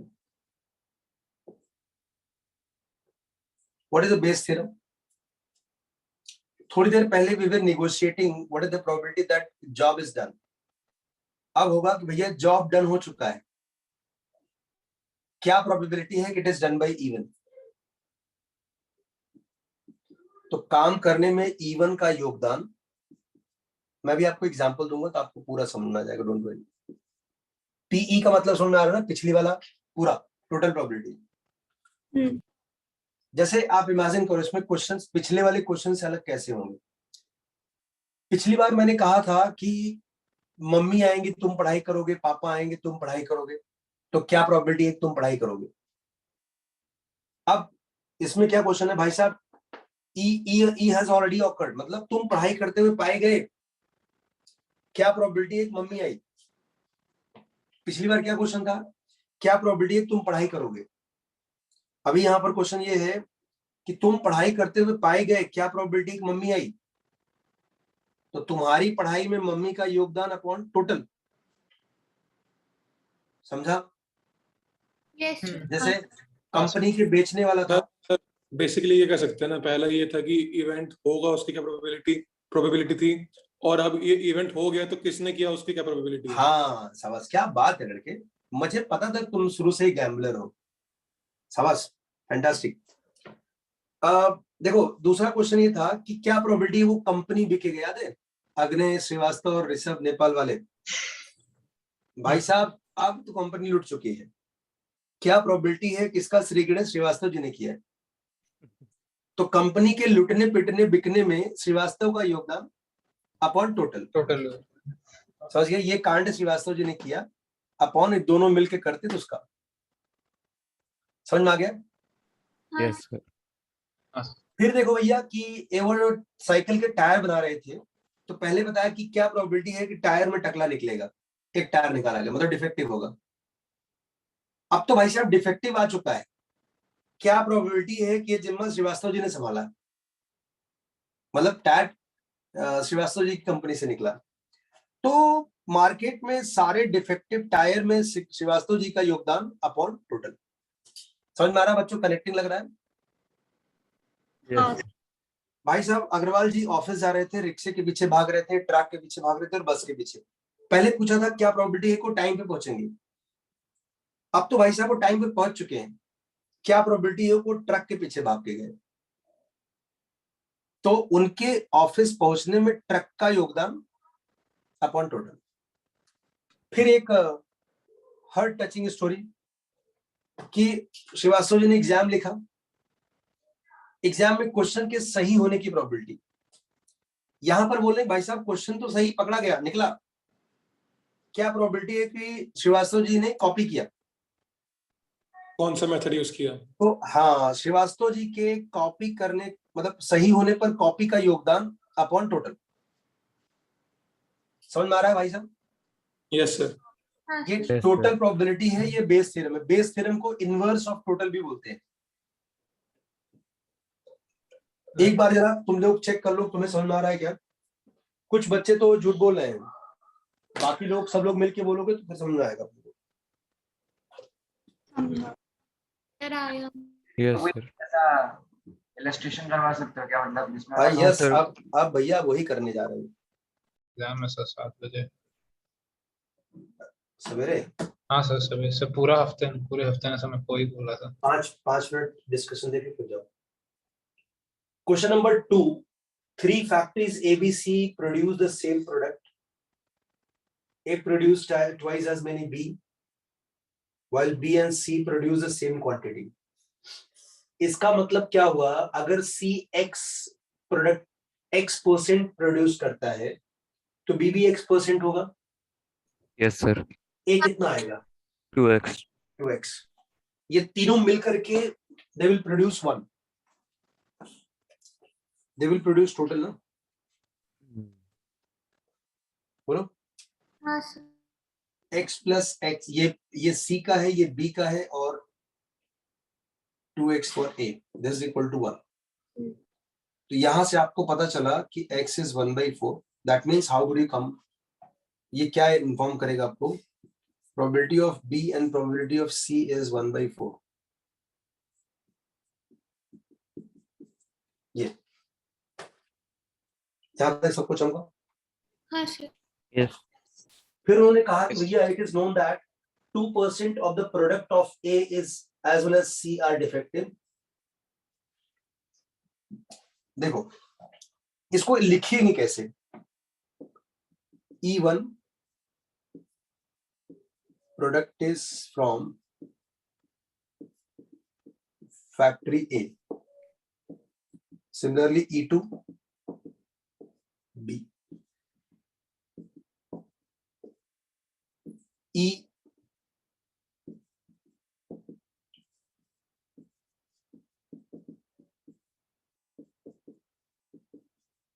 प्रोडक्टिव डिफेक्टिव, हमको चाहिए पीई।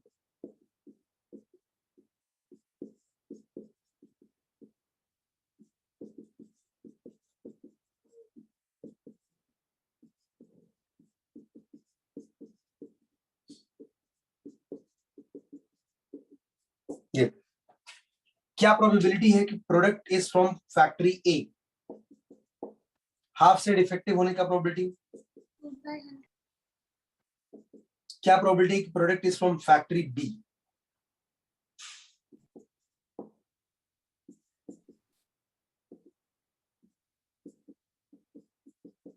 सबको समझा? ये प्रोडक्ट के Yes, sir. डिफेक्टिव होने की प्रोबेबिलिटी।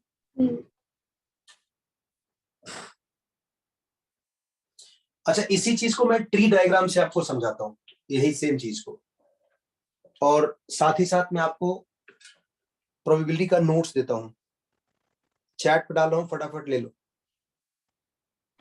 सर ग्रुप पे डाल दो सर, फिर वो मिलता नहीं है बाद में। अच्छा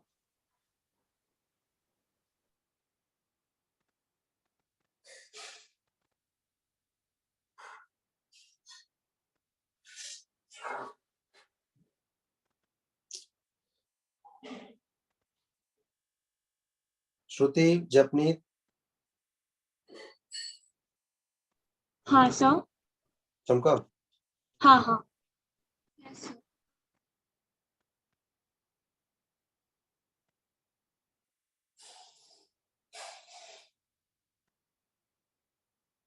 देख लो सबको मिल गया है क्या?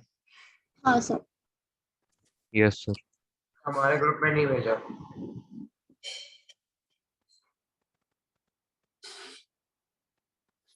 अभी चेक करो सबको मिल गया। Yes sir. यस। सो इसी को ट्री डायग्राम से कैसे दिखाएंगे, थोड़ा कन्वीनियंट हो जाएगा आपको।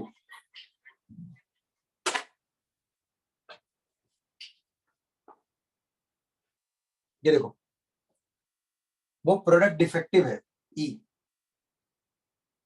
क्या प्रोबेबिलिटी है कि वो कंपनी E1 से है? E1 से है तो उसे डिफेक्टिव होने की प्रोबेबिलिटी।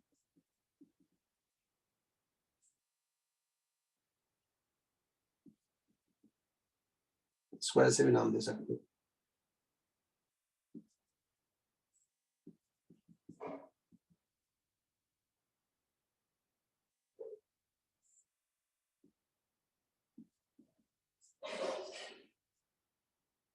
ठीक है? हाँ Yes. तो बेसिकली अगर तुम्हें ये चाहिए तो this into this plus this into this plus हर एक एरो का मल्टीप्लाई करो आपस में और ऐड कर दो। क्वेश्चन नंबर 3 देखो। A lot contains 20 articles.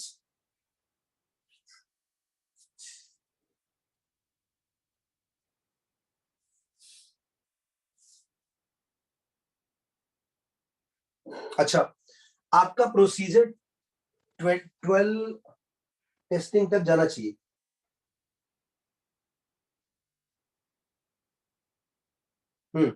एक बात ये बताओ, आप टेस्टिंग तब तक करोगे जब तक कि आपके सारे डिफेक्टिव आ न जाए, है ना? हाँ सर। तो इसका मतलब अगर लॉट में 2 डिफेक्टिव हैं तो शुरू के 11 में एक डिफेक्टिव आ जाएगा, हाँ तभी तो 12th वाला तुम्हारा बचेगा। मतलब 12th वाला हैज टू बी अब डिफेक्टिव। ऐसा नहीं कि तुमने शुरू में 2 डिफेक्टिव निकाल लिया तो बाकी ऐसे टाइम पास करने के लिए 9 और चेक करोगे। आपका 12th testing has to be with the defective.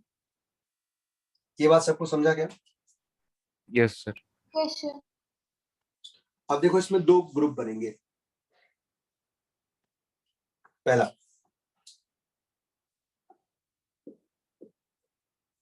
ये लॉट है जिसमें 2 डिफेक्टिव हैं और 18 नॉन डिफेक्टिव हैं।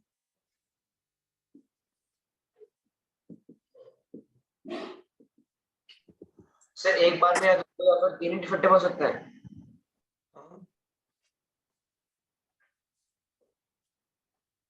क्या बच्चे?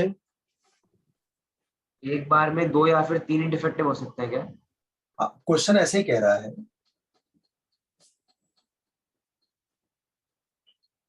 गाइस ये देखो, ये कहानी है। अब आपका जो टेस्टिंग है वो 12 तक जाना चाहिए। तो शुरू के जो 11 टेस्टिंग होंगे उसमें देखो क्या होगा। सॉरी, शुरू के 11 टेस्टिंग जो होंगे उसमें क्या होगा,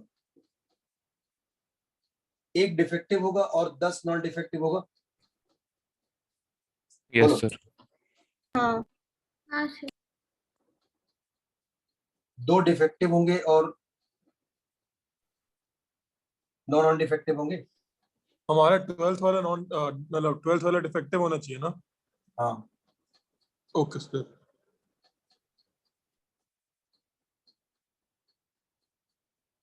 यही है कहानी। हाँ सर। तो सबसे पहला क्या प्रोबेबिलिटी है कि आपने डब्बा इवन चूज किया? हाफ होगा, 2 ही डब्बे हैं हमारे पास, 2 ही चॉइस है। फिर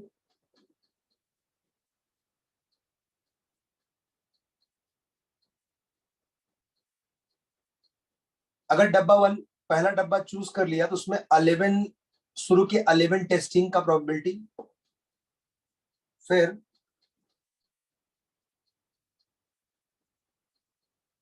ट्वेल्थ टेस्टिंग का probability when 11 testing has already been done. समझ में आ रहा बच्चों? क्या प्रोबेबिलिटी है कि आपने ये वाला लॉट लिया, सैंपल लिया। अगर ये सैंपल लिया उसमें शुरू के 11 ऑब्जर्वेशन की प्रोबेबिलिटी, शुरू के 11 ऑब्जर्वेशन हो गए तो 12th ऑब्जर्वेशन के डिफेक्टिव होने की प्रोबेबिलिटी। यहां तक समझ में आ रहा है सबको? हाँ सर। तो सबसे पहले इसकी प्रोबेबिलिटी क्या आएगी? 1/2।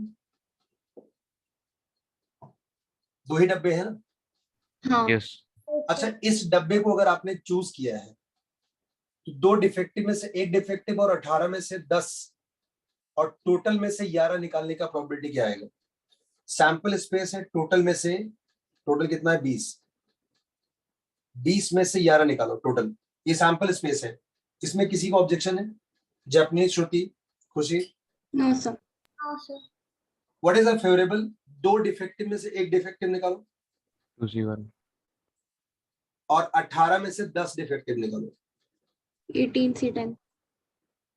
ये शुरू की 11 का हिसाब हो गया। Into yes. जब हम 12th टेस्टिंग करने जा रहे हैं तब तक हमारे पास 11 जा चुके हैं, हमारे पास डब्बे में कितने आइटम बचे हैं? 9। 9। उस 9 में केवल एक ही डिफेक्टिव है, बोलो। Yes, sir. हाँ तो 9C1।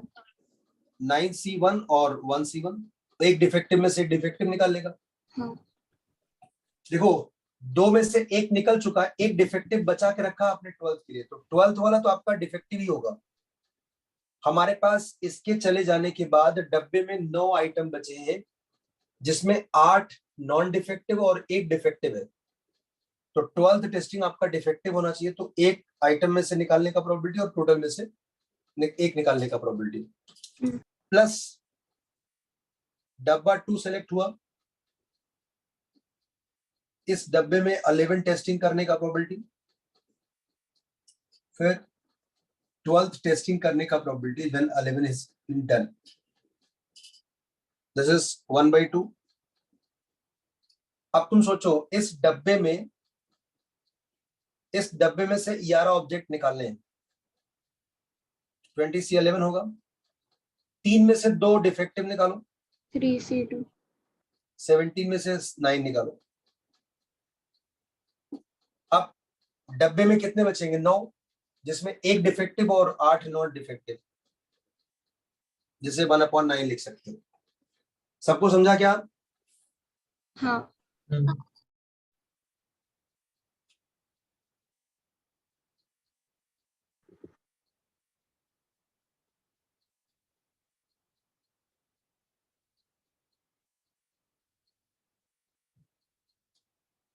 हाँ जी, क्वेश्चन नंबर 5 देखो।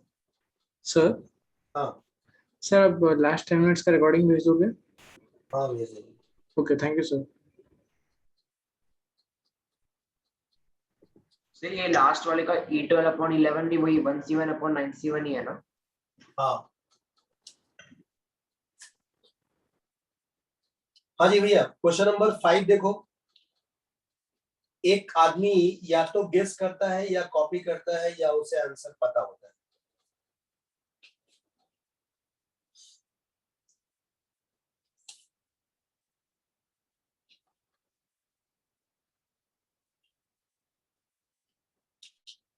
ये देखो, एक आदमी के आंसर सही होने की प्रोबेबिलिटी, गेस करता है,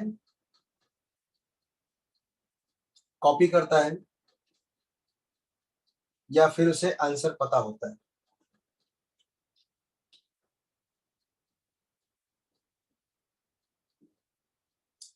गेस करने पर उसके आंसर्स के करेक्ट होने की प्रोबेबिलिटी,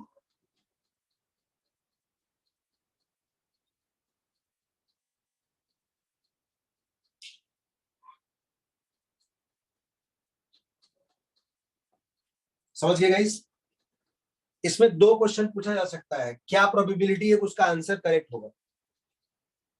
अगर ये पूछते तो this into this plus this into this plus this into this, उनका क्वेश्चन ये नहीं है। उनका क्वेश्चन ये है कि आंसर सही निकला, क्या प्रोबेबिलिटी उसे आंसर पता था।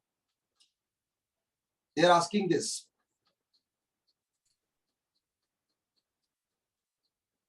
समझ में आ गया बच्चों? Yes. हाँ। यस। उसका आंसर सही है, क्या प्रोबेबिलिटी उसे आंसर पता था।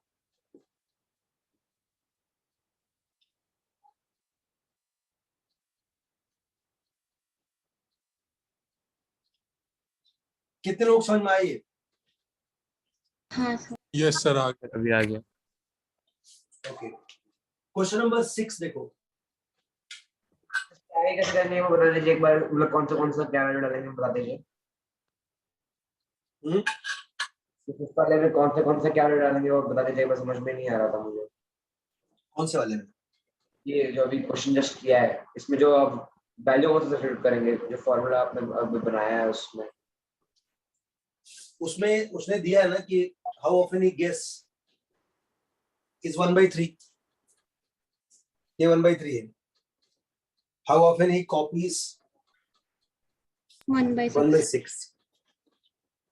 तो इन दोनों का सम 1 में से माइनस करोगे तो ये आ जाएगा ही नोज द आंसर। ठीक है? हाँ। इसका प्रोबेबिलिटी आएगा 1/4 क्योंकि 4 ऑप्शन में है। और कॉपी करने पर उसका आंसर सही है, इसकी प्रोबेबिलिटी 1/8 है और ये 1 है। समझा वाला क्या? और पूरा लिखूं? हाँ सर, यहाँ तो समझा। आगे लिखूं? सर वो पी ऑफ ई कैसे आएगा? कौन सा? जो नीचे डिनोमिनेटर में लिखेंगे ना।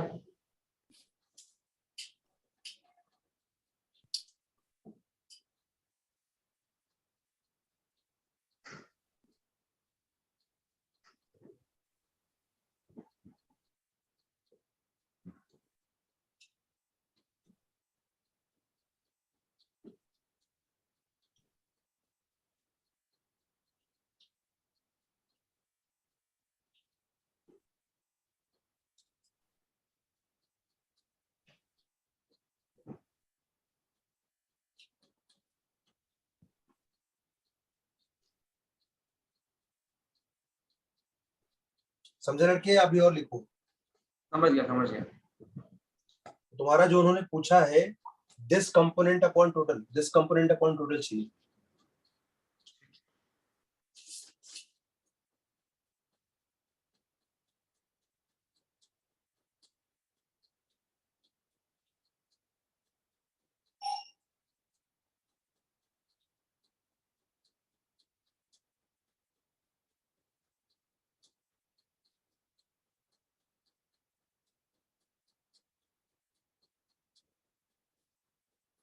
अच्छा देखो, जो 6 क्वेश्चन है ये बड़ा क्लासिकल क्वेश्चन है।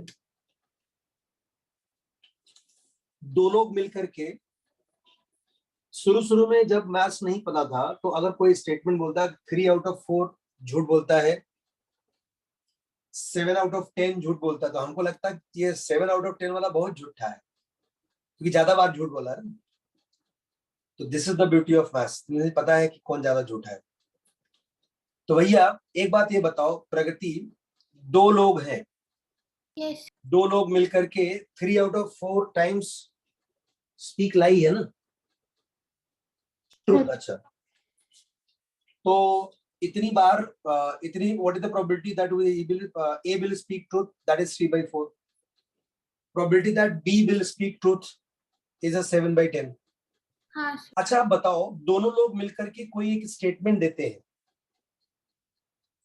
उनके स्टेटमेंट में कॉन्फ्लिक्ट नहीं आएगा, इसमें केसेस क्या होंगे जरा देखो। अगर दोनों के स्टेटमेंट में कॉन्फ्लिक्ट्स नहीं है, दोनों सही बोले और स्टेटमेंट सही हो, बात तो सर दोनों झूठ बोले। या दोनों झूठ बोले और स्टेटमेंट भी गलत हो। जैसे फॉर एग्जांपल मैं सही बोल रहा हूं और प्रगति तुम भी सही बोल रही हो, या जाने दो, मैं और अग्नय सही बोल रहे हैं कि ऋषभ नहीं नहाता है। फॉर एग्जांपल मैं सही बोल रहा हूं और अग्नय भी सही बोल रहे हैं और स्टेटमेंट ये है कि ऋषभ नहीं नहाता है, मतलब ये तो नहाता नहीं है, ये सच स्टेटमेंट है, मतलब दोनों सही बोला ना। एक और तरीका हो सकता है इसी चीज को कहने का, हम दोनों झूठ बोल रहे हैं कि ऋषभ नहाता है। एक ही बात है। समझ में आ रहा है बच्चों? हाँ इवेंचुअली वो नहीं नहाता है, गंदा।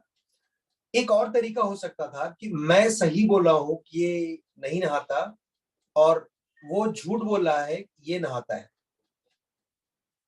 इन दोनों में, इस स्टेटमेंट में हम दोनों में कॉन्फ्लिक्ट हो जाएगा क्योंकि एक सही बोला है और एक झूठ बोला है। हाँ सेम स्टेटमेंट के लिए दो लोग अलग अलग नहीं बोल सकते। आई विल रिपीट, मैंने बोला मैं सही बोल रहा हूं और मैंने बोला नहीं नहाता है, वो झूठ बोला है और बोला नहीं नहीं नहाता है, तो स्टेटमेंट सेम होगा, एक सही और एक झूठ नहीं बोल सकता ना।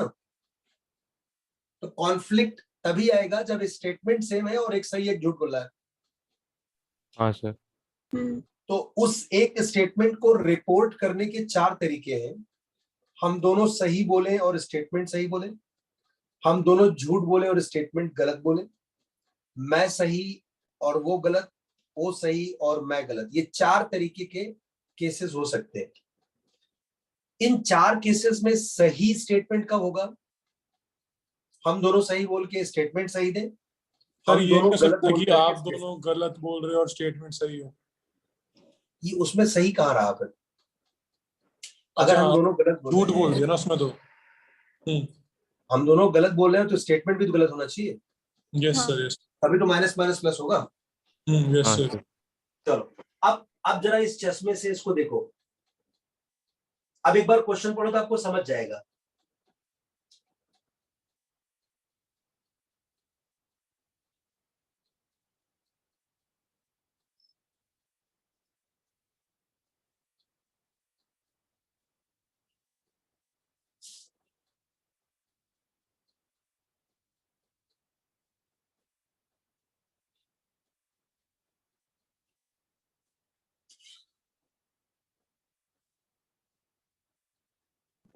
मेरे को अभी समझ में नहीं आ रहा क्या चल रहा है क्वेश्चन के अंदर।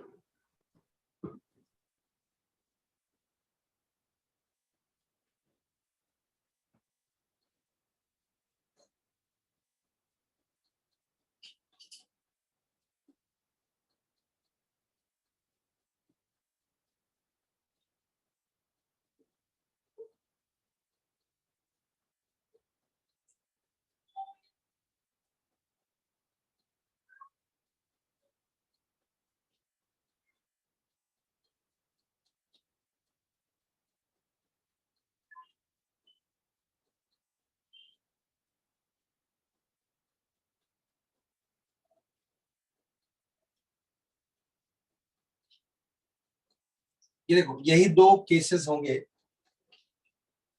सर बाकी दो केसेस क्यों नहीं होंगे? बाकी दो में दोनों की सहमति नहीं होगी ना बच्चे।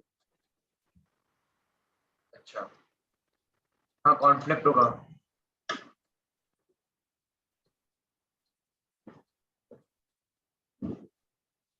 मतलब देखो उन दोनों में कॉन्फ्लिक्ट कब होगा, हम और तुम दोनों मिलकर के एक स्टेटमेंट देंगे अगर, तो दोनों में कॉन्फ्लिक्ट तभी नहीं होगा जब हम दोनों सही बोलेंगे या दोनों झूठ बोलेंगे। यस। अगर हम दोनों में से कोई एक सही और दूसरा झूठ बोलेगा तो क्या हमारे दोनों के सेम स्टेटमेंट हो पाएंगे फिर? जैसे मैं बोलूं कि सन राइजेस इन ईस्ट, तुम भी सही बोलते हो, तुम भी यही स्टेटमेंट दोगे। हमारा तुम्हारा कॉन्फ्लिक्ट कब होगा? जब मैं ईस्ट बोलूं और तुम नॉर्थ बोलो। हाँ। समझा लड़के? Yes yes. या ऐसा समझो, नॉर्थ हटा दो, सन राइजेस इन ईस्ट, मैं सही बोल रहा हूं और तुम झूठ बोल रहे हो। मतलब तुमने डिक्लेयर किया कि तुम झूठ बोल रहे हो, तुम्हारा स्टेटमेंट क्या है? Sun rises in east. तो हमारा तुम्हारा तो कॉन्फ्लिक्ट हो गया ना फिर। तो हम दोनों के एक असर्शन कैसे हो सकते हैं फिर? दोनों सच बोल रहे हो या दोनों फॉल्स बोल रहे हो? हाँ, तो दोनों के सही बोलने की प्रोबेबिलिटी क्या है? एक है 3/4 और एक है 7/10। और स्टेटमेंट क्या है? एक ब्लैक बॉल ड्रॉ किया गया, उस बैग में कितने बॉल है टोटल? 6। 6। 6। उसमें से एक ब्लैक बॉल होने की प्रोबेबिलिटी ये है। 1/6। यस। दोनों के गलत बोलने की प्रोबेबिलिटी क्या आएगा? 1 माइनस दिस 1/4 और 3/10। और फॉल्स 5/6। अगर मुझसे बोलते कि भाई क्या प्रोबेबिलिटी है कि there is a no conflict between them, तो मेरा आंसर ये आता। Sir why did we multiply? दोनों इंडिपेंडेंट इवेंट है ना, दोनों सही स्टेटमेंट है, इसका मतलब ये होगा P(E1 इंटरसेक्शन E2), दोनों सही बोले एक साथ, probability of occurrence both the events simultaneously, और दो अलग अलग इंसान हैं, तो this is as good as P(E1 into P(E2). समझा? Yes sir. दोनों ने सही बोला और स्टेटमेंट सही है, E/E1। समझे बच्चे? हाँ सर। हाँ। समझ गए। दोनों ने झूठ बोला, ये प्रोबेबिलिटी होती, क्या प्रोबेबिलिटी है कि उनके स्टेटमेंट सही है, यस सर। उनके स्टेटमेंट सही होने की क्या प्रोबेबिलिटी। अब देखो क्वेश्चन क्या पूछा उन्होंने, 3 7 out of 10 a ball has been drawn from the bag containing। देखो ये जो मैंने निकाला है ना, ये प्रोबेबिलिटी क्या होती मालूम है, एक बॉल निकाला गया, क्या प्रोबेबिलिटी है कि वो बॉल ब्लैक होगा। दोनों सही बोले और एक ब्लैक बॉल निकले, या दोनों झूठ बोले और ब्लैक बॉल ना निकले। बोलो। यस समझा। जो ये जो मैंने लिखा है, this is the answer for the question when they are asking what is the probability a black ball has been drawn from the bag. Both are the truth, both are speaking truth. और एक black ball निकाला गया, दोनों झूठ बोल रहे हैं और एक ब्लैक बॉल नहीं निकाला गया। समझ में आ गया? हाँ हाँ सर। अब उनका क्वेश्चन ये नहीं है, उन्होंने कहा एक ब्लैक बॉल निकाला जा चुका है, मतलब ये काम हो चुका है।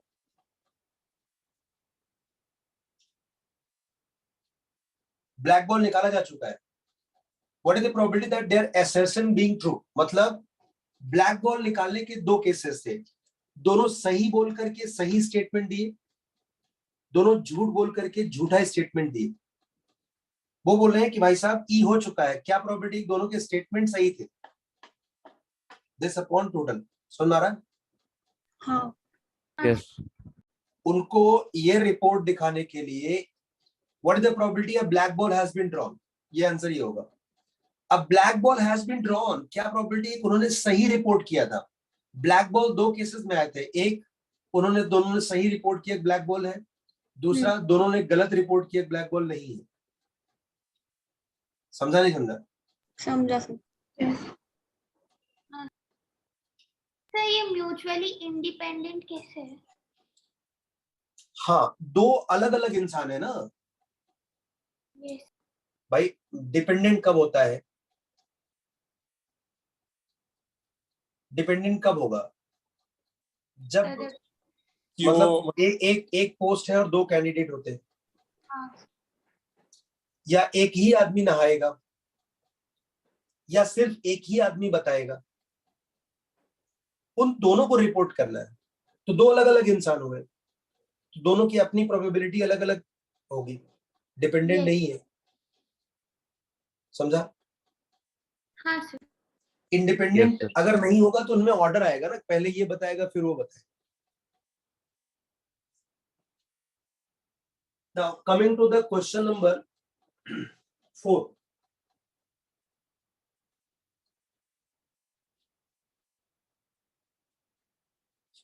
a card from the pack of 52 cards is lost.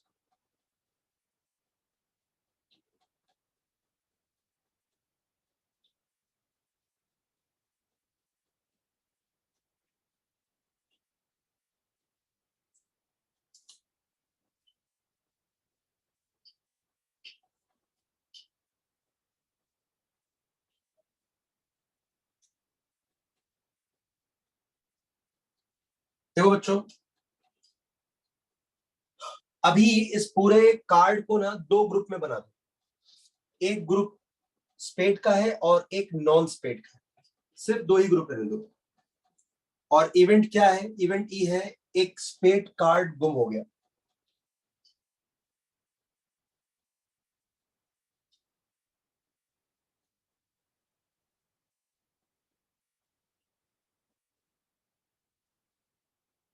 बस सिर्फ दो ही ग्रुप बनाओ। आप पढ़ा रहे हो क्या?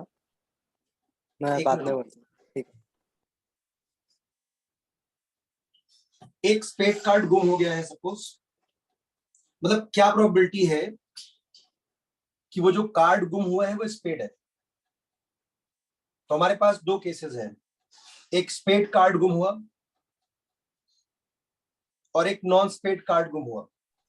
अब मुझे बताओ स्पेड कार्ड गुम होने की प्रोबेबिलिटी क्या होगी, ये नॉन स्पेड कार्ड की गुम होने की प्रोबेबिलिटी क्या होगी, ये हाँ हाँ सबको क्लियर है?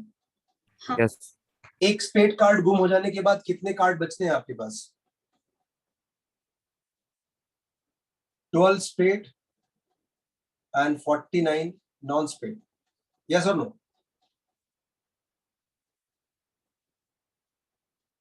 भाई साहब पत्ते नहीं खेला आप लोगों ने? 39 नॉन स्पेड ना, 39 non spade.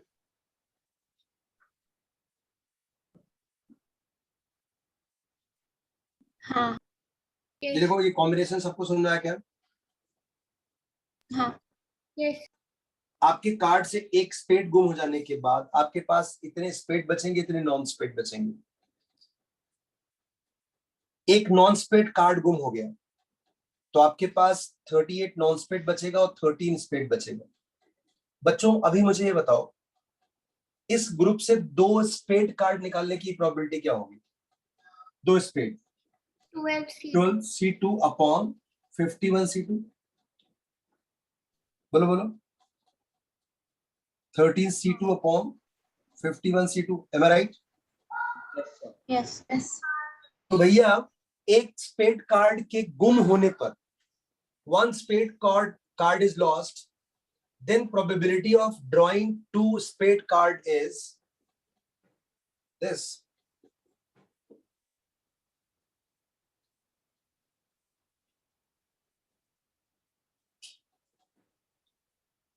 I will repeat.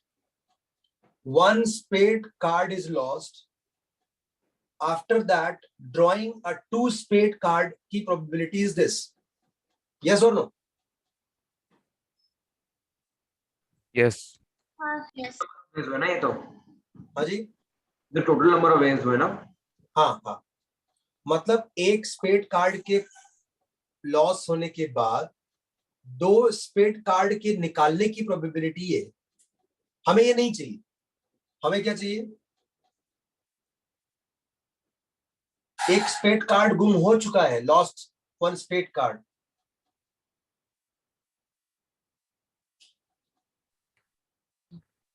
Missing card to be spade. Card गुम हो चुका और वो कार्ड स्पेड है, वो बताना है ना. हाँ फिर से देखो, 2 स्पेड कार्ड के निकालने की प्रोबेबिलिटी जब lost card is spade. 2 spade card के निकालने की probability when lost card is non spade. Clear है? हाँ then what is the probability of getting a spade 2 spade card? तो 2 ग्रुप बनेगा. स्पेड गुम हुआ तो नॉन स्पेड निकाला, नॉन स्पेड गुम हुआ तो स्पेड निकाला. ये हो गया probability of getting a 2 spade cards. यहां तक किसी को ऑब्जेक्शन है? नहीं नो अब वो बोल रहे भैया स्पेड कार्ड गुम हुआ तो 1 C2 2 151. स्पेड कार्ड के निकालने की प्रोबेबिलिटी क्या होगी?